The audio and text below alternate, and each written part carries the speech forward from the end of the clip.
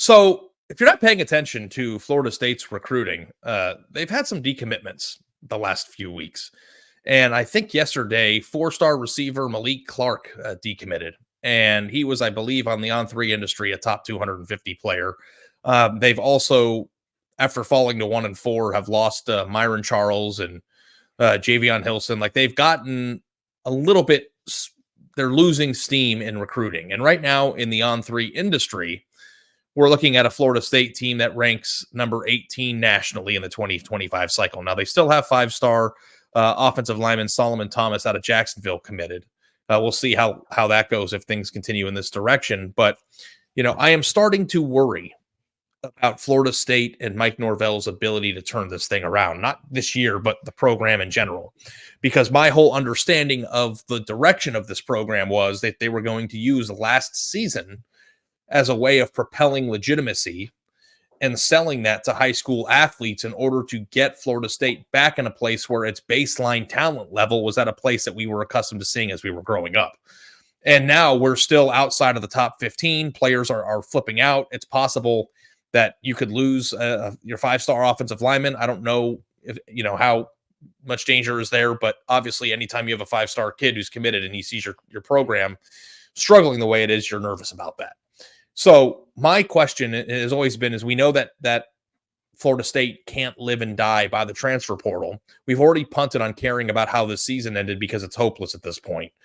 But from a roster building future standpoint, I'm also worried that Florida State isn't going to get back to where it was last year unless Mike Norvell goes out and signs 5 or 6 more guys in the portal that turn out to play like NFL draft picks. And that's a really hard thing to do year over year. So I know that he was up for the Alabama gig, right? Like, we know that people thought that, at the end of last year that he was proving to be one of the best coaches in America. I'm terrified that this is just not going right, and it's not going to go right. I don't know where I'm at on the spice level here, but I'm no longer worried or even considering this year. But I don't know that I'm confident that Florida State's going to be great in 2 or 3 years down the line, because what are they doing from a roster building standpoint to change the inconsistent nature of what their roster is going to look like year to year with no baseline high school talent to kind of pave the way. So you say your worry level on this? 7 out of 10. Could be 8 out of 10, depending on how saucy you want me to get. It's been a worry since the beginning of his tenure there, because Florida State is legitimate. Top 5 classes. We had Norvell on the show on signing day in December and pointed out that it was the most top 200 players that they had signed since 2016. So since the Jimbo era. And it's felt like they were coming back to that the momentum was on the upswing, that was the plan. And Norvell said that was the plan, that he's not dumb. He knows you can't consistently win recruiting out of the transfer portal, that you have to build a foundation through high school. Daisu in the chat says, I like Norvell, but unfortunately he can't recruit. He needs to fire some of his staff if he even wants a shot. They really do need to recruit better. Like, losing Travis Hunter sucked, but it was like, okay, we understand that's a pretty unique situation. Yeah, that wasn't a Florida State this. Right. Then they had this class, and you're like, okay, things are on the upswing. But if it drops right back down, then they're not on the upswing, and you're just relying on the transfer portal every year. Now, staff changes are about the only thing you can expect, because they're not firing Mike Norvell. They would owe him something like $67 million. So they're not Texas A&M. They don't have that level of money. They're not doing that. So Mike Norvell has to figure this out one way or the other. And I don't know how that's going to work. Perhaps if revenue sharing comes in, then some of that money can be reallocated, and you can try to get more guys that are young.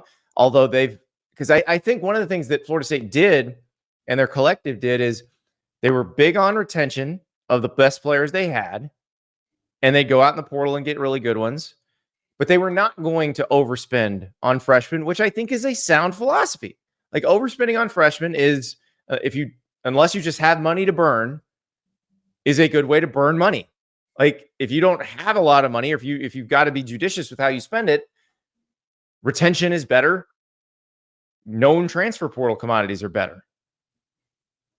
Yeah. And I do see like there's a lot of comments in the chat here, and we have to acknowledge whether those existed or not, that the NIL piece to this is important to, consider because Andy, let's be honest, Miami hasn't had a ton of success on the field either, and they've gotten a lot of good players in high school. Like I'm Correct. assuming, and we know that NIL they've had less does play a success than part Florida State on this. Yeah. Yeah. So I know that there's a wider range of reasons why this can happen, but I still think that in this era, we have to, look at the coach.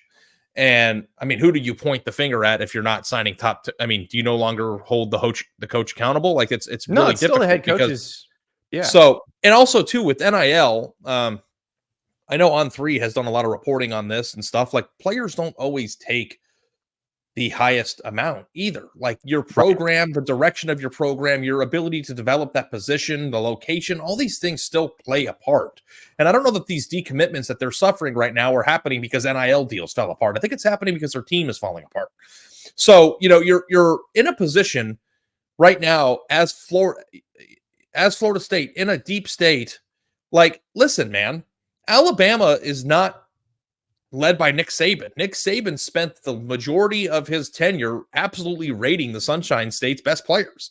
And I know that, DeBoer is going to be doing a good job, and Alabama is still Alabama, but there is a window of opportunity here for all three Florida schools to get better at recruiting their own homegrown talent.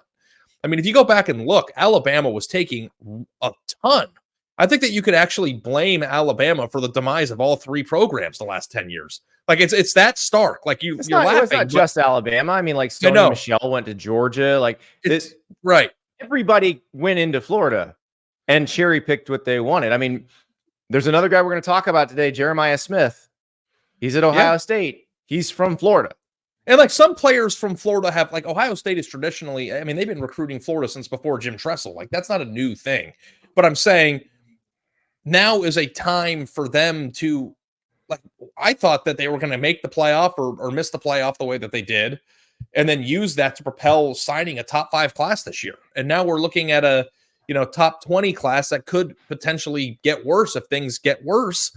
And I'm looking at it and it's just like, well, what's the baseline recruiting class level that you need to have to win a national championship? I know that Michigan and Washington did some things last year without but is that the new school of thought now, that you only have to sign a top 25 class to win a national title? Like, is that where we're at? Because I don't know that I'm there yet. Well, and Michigan wasn't just signing top 25 classes. I mean, Michigan was signing top 15 class. Yeah. So, and Michigan had 5-star players all over the field. Right. Let's not make it sound like Michigan didn't get great raw material too. They got good raw material, and then they also evaluated on some players. Yeah. Washington also was very old and had a ton of, depth and stuff, but like Washington did not recruit at the level. In fact, I hammered Washington for the last 5 years of being completely incapable of recruiting the best players in Seattle. Like it's been like, I think it had been bad. And that was pre Kalen DeBoer. That was, well, yeah, the Ohio State homers like, oh, JT Tuimoloau and Emeka Egbuka, but it's not just that. It's like there were other ones too. So I know. I'm kidding. I had Mike Norvell on our last podcast and like wanted to talk to him. I just think the notion of being a transactional program, can you be one and be consistently good? And I think that Mike Norvell doesn't want to be viewed or doesn't want it to seem like they're a transactional program, but until they sign a top 10 class or 2 or 3 to at least give you that baseline of talent on players, but like players 85 to 45 on the roster to grow into the top 22, you're going to have years like this. And maybe if you would have picked a better quarterback or a different quarterback in the portal, they might be 2-2 now. But their roster from top to bottom was decimated after last year, and there was nobody on the roster to replace it because they didn't recruit well enough. And now you have this, and the class is falling apart. It's like, well, what are reasonable expectations for what Florida State's going to be in 2026 right now with what we're seeing in terms of the ingredients? So, like, I might actually just change it to 8 or 9, to be honest, because, like, it is. And the more you talk, the more I worry, because I don't know where the only way out of it is to sign top 5, top 10 classes. And what have they done that suggests that they can suddenly start doing that? Well, the other way out of it, too, is going to get 6 or 7 players in the portal over the next 2 years that stay in your program for multiple years and turn out to be Keon Coleman, and Jared Verse, but like how that was remarkable. That's not something you can count on. Well, like Keon Coleman was a 1 year. Braden Fisk was a 1 year. Jared Verse was a 2-year. A multi-year. A lot of it was like, so Jordan Travis was a transfer. He actually transferred to play for Willie Taggart. But he was a transfer who stayed in the program for 4 years. Fabian Lovett was a transfer who stayed in the program for 3 years. Like they had a lot of those guys. And a lot of that was due to COVID and basically them flipping the roster when they did. So they went after a lot of young guys, which was also Lane Kiffin's strategy in the portal.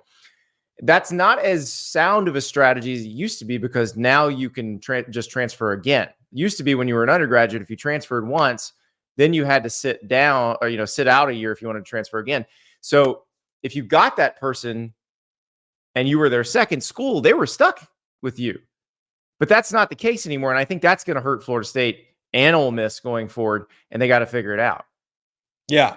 So this might not be saucy. This just might be analysis. But like being afraid that Florida State's never going to get where they think they should be is, I think, a pretty strong take. No, it's a legitimate question because they have to.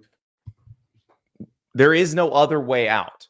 Like you can say they can go sign 5 or 6 good transfer. I don't think so because you still run the risk of bad chemistry, of it not working. Sure. The surest way to have a legitimately good college football program year after year after year is to recruit well out of high school. That has not changed. That probably will never change. Maybe I'm wrong. Maybe it will. But I don't know. What Florida State did last year. If it's really like the NFL, like because everybody's freaking out or it's becoming the NFL. Well, guess what? The teams that are the best in the NFL are the ones that draft the best. Like it still works the same way. Last year, Florida State did something truly remarkable. They caught lightning in a bottle, and they could have, if Jordan Travis didn't get injured, won the national title. So, like, Mike Norvell has already built a team at Florida State that was good enough, top to bottom, to compete with the highest ranked teams in the country.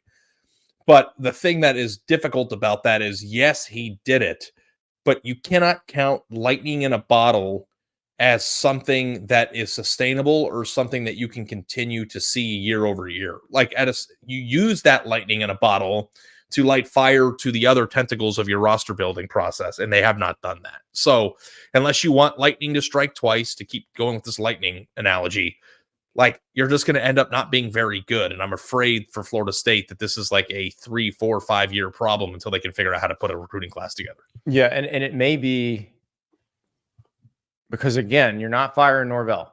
The money's too big. So it may be a gut job, which is what Harbaugh did. Harbaugh did a staff gut job, and they became better recruiters because of who he brought in. So that may be how you have to do it. But we'll find out.